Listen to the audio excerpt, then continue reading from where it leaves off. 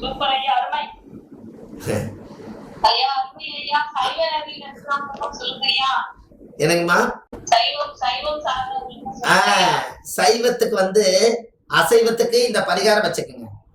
சைவத்துக்கு தேவையானது என்னன்னா இருக்க சொல்றேன். எனக்குமா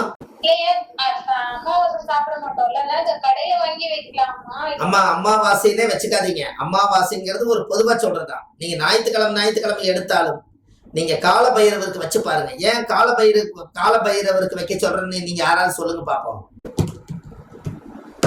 கால பைரவருக்கு ஏன் வைக்கணும்?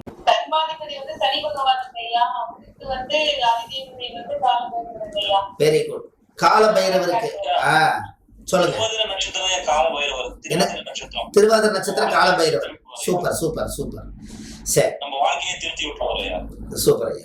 அதாவது கரெக்டா சொன்னாரு. திருவாதிரை நட்சத்திரம் தான் நாய். ஆண் நாய் திருவாதிரை, பெண் நாய் மூலம்.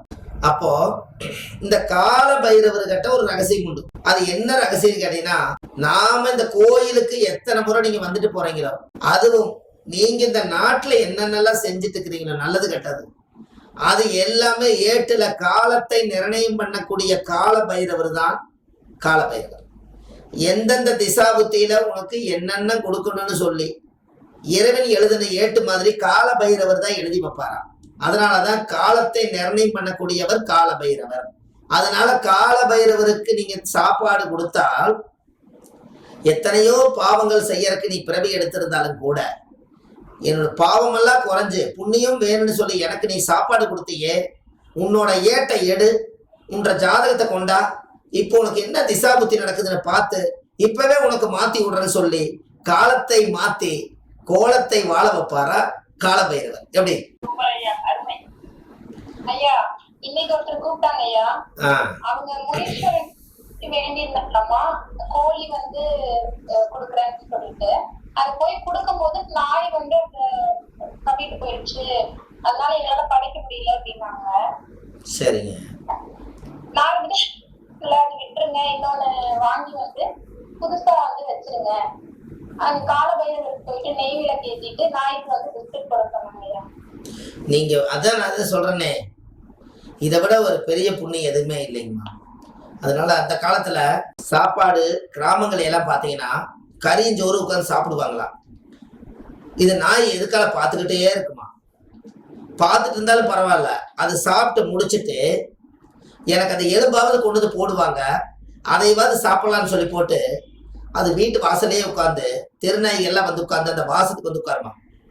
நம்ம தெரியாம என்ன பண்ணி போடுவோம், அந்த எலும்பெல்லாம் கடிச்சிட்டு அந்த வட்டல்ல அப்படியே கொண்டு போய் கொடுத்தா கூட அந்த ருசியெல்லாம் இருக்கும்.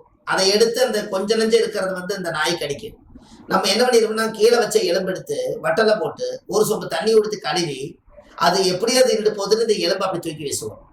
அப்ப அது என்ன நினைக்கும்னா, நீ தின்னதுக்கு அப்புறம் தானே எனக்கு கொடுத்த, அதையும் தண்ணி ஊத்தி அலசி போட்டேன்னா அது யாரு திங்கிறது, அது என்ன பிரயோஜனம், அது நீ அப்படியே கொடுத்துருந்தாவது உனக்கு நான் தின்றப்பனே உன்னை நினைச்சுன்னு அது நினைக்குமா. எப்படி எல்லா மிருகங்களும் நம்மளை நினைச்சிட்டு இருக்குங்க, நாம் எப்படி நம்ம என்னென்ன தவறுகள் செய்யறோம், எது நல்லது பண்றோன்னு எல்லா பிராணிகளுக்கும் நம்மளை நோட் பண்றதுக்கு உண்டான புக்திகள் பக்திகள் அவங்களுக்கு தெரியும். அதனாலதான் சரி, அப்படி ஒரு எச்ச சோறை நம்ம நாய்க்கு வைக்க வேண்டாம்னு ஒரு அச்சம் இருந்தால், ஞாயிற்றுக்கிழமை அன்னைக்கு நீங்க வந்து வீட்லயே செஞ்சு சாப்பிடலினாலும் 60 ரூபாய்க்கு ஒரு சிக்கன் பிரியாணியோ மட்டன் பிரியாணியோ ஏதோ ஒரு பிரியாணி ஒரு சிக்கனோட சேர்ந்து ஏதோ ஒரு தெருநாய்க்கு போகும்போது வச்சுட்டு வாங்க. அது சாப்பிட்டுருச்சுனாலே உங்க கர்ம குறைய ஆரம்பிச்சிருச்சு என்று நீங்க உங்க ஜாதகம் தலையெழுத்து மாத்தணுமா, உங்களுக்கு ஒரு பரிகாரம் வேணுமா, உங்க ஜாதகத்தினுடைய தலையெழுத்தே மாறும். அதை விட ஒரு சீக்கிரட்டான ஒரு பரிகாரம் உங்களுக்கு நான் சொல்றேன். ஆதிகால பரிகாரமே சொல்றேன். தினமுமே டெய்லி நாய் இறக்குறது உண்டு, தினமே நாய் அடிச்சு சாகிறது உண்டு. நீங்க அஷ்டமி அன்னைக்கு, தேய்பிறை அஷ்டமி அன்னைக்கு ஒரு கால பைரவரை எடுத்துட்டு போய் அதை குழி தோண்டி அதுக்கு மஞ்சள் சந்தனம் எல்லாம் குங்குமம் எல்லாம் வச்சு, கால பைரவரே நீங்க நல்ல ஆத்ம சாந்தியாய் எங்களை வாழ்த்துன்னு சொல்லி ஒரே ஒரு நாயை மட்டும் தேய்பிறை அஷ்டமி அன்னைக்கு எடுத்துட்டு போய் ஒரு சாக்கில் கட்டி இழுத்துட்டு போய் அந்த நாயை அடக்கம் பண்ணி அதுக்கு மஞ்சள் தண்ணி எல்லாம் மேல தொளிச்சு ஒரு பூ போட்டு எல்லாம் வச்சு சாமி கும்பிட்டு விளக்கு வச்சுட்டு வாங்க. அந்த மாசத்திலேயே உங்க ஜாதகம் தலையெழுத்து மாற்றமாகும். இப்ப உங்களுக்கு புரியுதுங்களா? புண்ணியம் எத்தனை இடத்துல இருக்குதுன்னு பாருங்க. அதனாலதான் நாம சுத்தி சுத்தி வளைச்சு வளைச்சு இந்த புண்ணியத்தினுடைய கணக்குகள்லாம் எதுலையெல்லாம் முன்னோர்கள் கடவுள் செய்ய வேண்டிய வேலையை நாம் எடுத்து செஞ்சா கடவுளும் நம்மளும் நிகரானவங்களா ஆயிருவோமா. அதனாலதான் கடவுள் கொடுக்கறது என்ன தெரியுமா? 3 நேரம் சாப்பாடு, அன்னதானம். அதனால நீங்க அதை கொடுங்க, உங்க வாழ்க்கை அசுர வளர்ச்சிக்கு வந்துடும். அப்ப இதெல்லாம் நீங்க செய்ய வேண்டியது, கடவுள் செய்ய வேண்டிய சேவையெல்லாம் நீங்க எடுத்து பண்ணுங்க. நீங்க எப்படி இருக்கீங்கன்னு மட்டும் பாருங்க. வாழ்க்கையில நீங்க எல்லாமே இனிமேல் இந்த ஆதிகால பரிகாரத்தை கெட்டியா பிடிச்சுக்கங்க. இந்த விஷயங்கள் எல்லாம் ஆதி காலத்துல முன்னோர்கள் சொல்றதுக்கோ அது ஒரு ரெக்கார்டோ வாழ்ந்ததுக்கு உண்டான ஆதாரமோ எதுவுமே இல்லை. ஏதாவது இப்படி நம்ம யோசிச்சு ஆதி காலத்துல வாழ்ந்ததை நாம கொஞ்சம் மனசுக்குள்ள தெரிஞ்சு வச்சதுனால இன்னைக்கு அது ஒரு வகுப்பாய் எடுத்து உங்களுக்கு எல்லாம் தெரிஞ்ச விஷயத்த சொல்லி கொடுத்து கொஞ்சம் கொஞ்சம் புதுமைகள் உங்களுக்கு கிடைக்குது. அப்படித்தானே? நம்மளும் இந்த காலகட்டங்கள்ல ஆதிகால பரிகாரம்னு எத்தனையோ ஜோதிடர்கள் உருவானாங்க. எத்தனையோ மகான்கள் எல்லாம் 40 வருஷம் 50 வருஷம் ஜோதிடம் பார்த்தாங்க. எல்லாரும் கிரகத்தை திசாபுத்திகள் எல்லாம் கணிச்சு ஜாதகம் பார்த்துட்டு அவங்க காலம் முடிஞ்சு போனாங்க. இப்படி ஒரு பரிகாரத்தவே ஆதி காலத்துல வாழ்ந்த பரிகாரங்கள் தான் உலகத்துல பொதுவான ஒரு நல்ல விஷயமா இருக்குதுன்னு இந்த ஜென்ரேஷன்லயாவது இந்த பொக்கிசமும் இந்த ஆதிகால பரிகாரங்கள் பிராண்ட் கிடைச்சதே. இன்னைக்கு எல்லா மக்களுமே யூடியூப் சேனல்ல பார்த்து அவங்கவங்க தெரிஞ்ச பரிகாரத்துகளை செய்து அவங்க அதிகாரமா வாழ்றத நாமளே நேர்ல பாக்குறோம். ஜாதகம் பார்க்க வராமையே சில பரிகாரங்கள் நம்ம யூடியூப்ல சொல்றதை பார்த்து அவங்களுக்கு அதுவே போதுமானதுன்னு சொல்லி பார்த்து கூட பலன் அடைகிறாங்க. அவங்க ஒரு நன்றி சொல்றதுக்கு கூட நம்மளால போன் எடுத்து அட்டன் பண்ண முடியல. ஆனா வாய்ஸ் மெசேஜ் போடுறாங்க, ஐயா நீங்க போன் எடுக்காட்டியும் பரவாயில்ல, நான் இந்த பரிகாரம் செய்தேன், நான் நல்லா இருக்கேன். என் கணவன் மனைவி பிரிஞ்சிருந்தாங்க, நான் தொட்டாச்சினிங்கையும் கருந்துளசியும் வச்சேன், இப்ப என் கணவன் மனைவி சேர்ந்திருக்கேன். எனக்கு குழந்தை பாக்கியம் இல்லாமல் இருந்துச்சு, நான் நாட்டுக்கோழி முட்டையை நீங்க சொன்ன பரிகாரத்தை செஞ்சேன், நான் இப்ப கன்சீவா இருக்கேன், எங்களெல்லாம் வாழ்த்துங்க ஐயான்னு சொல்றாங்க. இது என்ன ஒரு கணக்குன்னு கேட்டீங்கன்னா யாருன்னே தெரியாது, அவங்க எங்க இருக்கிறாங்கன்னே தெரியாது. ஆனா ஒரு புது நம்பர் இருந்து ஒரு மெசேஜ் போடுறாங்க. இதை கேட்கும் போது நம்மளுக்கு எவ்வளவு சந்தோஷமா இருக்குன்னு பாருங்க. அதான் வாழ்வது ஒரு முறை, வாழ்த்தட்டும் தலைமுறை. காசு பணம் எல்லாமே அப்புறம் தாங்கம்மா, தேவைன்னா காசு வச்சுக்கலாம். ஆனால் ஜோதிடம் என்பது முழுமையான சர்வீஸ். இது உலகம் பூரா கொண்டு போய் நம்ம கரெக்டா சேர்த்திடணும். நம்மளோட ஜோதிடம் கணிதங்களும் ஆதிகால பரிகாரங்களும் இன்னும் நிறைய விதைச்சிட்டு போகணும். பின்னாடி வரக்கூடிய சந்ததிகள் கஷ்டப்படாம அதை எடுத்து படிச்சு காலம் பூரா அவங்க வாழணும். அதுக்கெல்லாம் ஒரு மனிதர் மகான்கள் பிறந்தாங்க, அவங்க எல்லாம் போயிட்டாங்க, நம்ம தான் இருக்கிறோம். இதையாவது காப்பாத்தி இதன்படி நம்ம வாழணும். அடுத்த தலைமுறைக்காவது நம்ம இந்த புண்ணியத்தை சேர்த்து வைக்கணும், பாத்துக்குங்க. அதனால நீங்க எல்லாம் இந்த ஆதிகால பரிகார வகுப்பு, ஜோதிட வகுப்பு, இந்த கிளாஸ்குள்ள படிக்கிறதுல அவ்வளவு சந்தோஷம் எனக்கு. எத்தனை பேர் ஃபில்டர் ஆகி எவ்வளவு பேர் படிக்கிறீங்கன்னு பாருங்க. இதுல என்னன்னா 1000 பேருக்கு சொன்னாலும் ஒரே வார்த்தை தான், நாம சொல்றது உலகத்துக்கு போகணும். நீங்க 25 பேர் படிச்சாலும் ஒரே வார்த்தை தான். ஆனா முகம் பார்த்து உங்களோட சந்தேகத்தை எல்லாம் நீங்க ஆன்லைன்ல நாம ஆன்லைன்ல பாக்குறது, நம்ம ஜோசியருக்கு எத்தனை பேர் இருக்காங்க. ஆனா அதுல ஃபில்டர் பண்ணி இப்ப நீங்க மட்டும்தான் அந்த டைம் ஒதுக்கி அந்த நேர காலத்தை ஒதுக்கி அப்படியே ரியலா நம்மளுடைய உள்ளத்திலிருந்து வர்றத காது குளிர நீங்க கேட்டு இப்படியும் ஒரு ஜோதிடத்துல இருக்குதுங்கிறத உணர்றது நீங்க 25-30 பேர் தான். எப்படி? அதனாலதான் கிடைக்கிற காலமெல்லாம் வீணாக்காம முடிஞ்ச அளவுக்கு இன்னும் நம்ம நிறைய விஷயங்களை பகிர்ந்து ஆராய்ஞ்சு இந்த முடக்கெல்லாம் ஒரு நாள் உங்களுக்கு எல்லாம் நேரடியா வகுப்பு போட்டு அந்த பேட்டர்ன் எல்லாம் போட்டு முடக்கு நட்சத்திரங்கள், அதுக்குரிய கோவில் ஸ்தலங்கள், அதுக்கு என்னென்னலாம் வேணும், அதனுடைய கர்மம் எங்க இருக்குது, அதனுடைய மூலாதார ஓலை எங்க இருக்குது, இதுகளை எல்லாம் பிடிச்சு வரக்கூடிய மக்களுக்கு சிறப்பான பரிகாரங்கள் கொடுத்து நீங்க நல்லா வாழணும். அது உங்களுடைய பேரு புகழ் நல்லா வரும். அதற்கு நீங்க சொல்லக்கூடிய சொல் மாணிக்க கல்லா இருக்கணும். அது எல்லாமே கண்டிப்பா சீக்கிரமா நடக்கும். வாரம் நீங்க ஆமா, ஒரு வாரம் மிஸ் ஆயிட்டாலும் கூட அடுத்த வாரம் 2 நாளா சேர்த்தியும் கூட நடத்தணும். முடிஞ்சா நாளைக்கும் கூட கிளாஸ் வைக்கணும்னு நான் மெசேஜ் போடுறேன், அதை டேலி பண்ணி விட்டுறலாம். நாளைக்கும் நம்மளுக்கு கிளாஸ் இருந்தா கூட வாரத்துல ஒரு நாள் எப்பவும் போல வரட்டும். டைம் இருக்கும் போது அந்த விட்டு போன கிளாஸ் எல்லாம் நாளைக்கு முடிஞ்சா மெசேஜ் போடுறேன். எல்லாருமே நீங்க உள்ள வந்துருங்க. ஒரு நாளைக்கு ஒரு வாரம் ஒரு கிளாஸ்ல 10 பரிகாரம் கிடைச்சாலும் நமக்கு சந்தோஷம்தான். அது கிடைச்சாலே பெரிய பொக்கிஷம். நம்ம எல்லாம் எழுதி வச்சு ஜோசியம் பார்க்க வர்றவங்களுக்கு வித்தியாசமா சொல்லுங்க. ஒரு ஜோசியர் அசத்திட்டு இருக்கிறாரு, அவங்க போய் ஊருக்குள்ள சொல்லுவாங்க, அதுல இருந்து 10 பேர் உங்க வீட்டுக்கு வருவாங்க. எவ்வளவு சந்தோஷம் பாருங்க. கடவுள் சொல்லி கொடுத்ததற்கே நன்றி சொல்ல முடியவில்லை இன்னும், இதில் அடுத்தடுத்து கேட்பதற்கு அஞ்சுதே என் உள்ளம். இவ்வளவும் நம்ம சொல்லி கொடுத்து நீங்க இதெல்லாம் படிச்சு மற்றவங்களுக்கு மனசை தொடுற மாதிரி பரிகாரங்கள் சொல்லி அவங்க அதிகாரமா வாழறதை பார்த்தா அவங்களுக்கு நீங்க தான் மகான். எப்படி? ஆமா, அந்த மாதிரி ஒரு சிறப்பான ஒரு அம்சம் உங்களுக்கு எல்லாம் இருக்குதே. நீங்க கவலைப்பட வேண்டாம். ஒவ்வொரு வாரமும் ஆதிகால பரிகார வகுப்பு நடக்கும்போது ஒரு சிறப்பா உங்களுக்கு நல்ல விதமா அதுக்குரிய வேலைகள் எல்லாம் செய்து கொடுத்து ஒரு ஜாதகத்தை வாரம் ஒரு ஜாதகம் ஆய்வு பண்ணுவோம். ஏன்னா ஒருத்தரோட வாழ்க்கையில திருப்பி ஆய்வு பண்ண நம்மளுக்கு இந்த ஜாதக கடத்தை கொடுத்தாலே ஆராய்ச்சி பண்ணி இதுதான் முடக்கு தோஷம், இதுதான் திதிசூனிய தோஷம், இதுதான் கர்மா, இதுதான் முடக்காதிபதி இது கூட போய் சேர்ந்துருக்குது, அதனால இது கெட்டு போச்சு, லக்கணம் இதுல போய் சேர்ந்துருக்கு, லக்கணம் கெட்டு போச்சு, இந்த லக்கணத்தை உடைக்கிறதுக்கு என்ன, இது என்ன பரிகாரங்கள், இப்படி எல்லாம் நீங்க சுத்தி பார்த்தீங்கன்னா அழகா ஜோசி வந்துடும். சொல்றதுக்கு நல்ல சௌகரியமா இருக்கும். இதுல அந்த ஜாதகத்தை பார்த்தோன்னே எத்தனை மைனஸ் நம்ம எடுத்தோம், ஆனா எவ்வளவு எடுத்து அவங்கள அழுக வச்ச அளவுக்கு அவங்க கதறினாங்களோ அந்த அளவுக்கு பரிகாரம் கொடுத்து அவங்கள சிரிக்க வைக்கிறோம். இது தேவையில்லவா? காயப்படுத்துறா மட்டும் பத்தாது, மருந்து போடுறதுக்கு ஆள் வேணுமே. வருபவர்கள் காயத்தோட தான் வருகிறார்கள். நீங்க மருந்தை ரெடியாக வைத்துக் கொள்ள வேண்டும். கரெக்டுங்களாமா? மனசுல பட்ட காயத்தை யாருகிட்டையும் வெளியே சொல்ல முடியாது.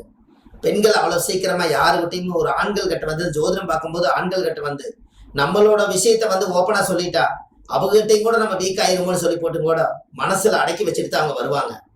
நம்ம அதையும் மீறி அவங்க மனசுல நம்ம ஒரு நல்லவரா போய் அவங்களுக்கு ஜாதகத்தையும் பார்த்து அவங்க வாழ்க்கையும் சரி பண்ணி ஒரு குடும்ப ஜோதிடரா அவங்களோட நம்ம பயணம் பண்ணணும். அதுதான் நல்லது.